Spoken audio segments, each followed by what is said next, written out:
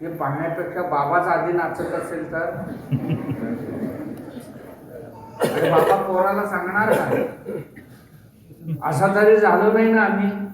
याचंही आत्मपरीक्षण करण्याची वेळ असते. आणि पोर नाचत असताना आई शेजारणींना बोलून बघा माझं बाळ कसं नाचते म्हणत असेल, तिचे दात का पाडू नये? सांगा बघू. बरं वाटतंय का? आणि ही हिडीस नृत्य बघून त्याला आनंद वाटत असेल तर तिला आई म्हणता येईल? आई नाही, ती राक्षसी बनेल. का? आपल्या बाळाचा ही राक्षसी कृत्य पाहून तिला आनंद वाटत असेल तर ती आई नाही आहे, या राक्षसाची जी आई राक्षसी नसेल. आणि उद्या म्हणेल माझं बाळ माझं ऐकतच नाही. कसं ऐकेल? तेव्हा हसताना बरं वाटलं होतं. ही थोडीशी लज्जा आमच्या मनात पाहिजे.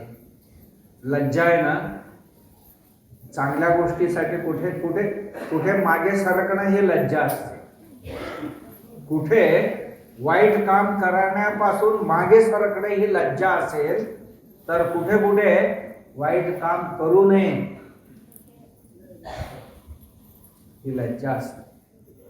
लज्जा पाहिजे. लज्जा नावाचा एक गुण गेला की आयुष्य संपतो. असं रस्त्यावरच संपतो आयुष्य. आणि आम्ही संपतो असं नाही. आणि त्या उत्सवाच्या ह्याच्यात आम्ही भारतीय सणांचा जो महत्त्व आहे त्याला संपून टाकतो.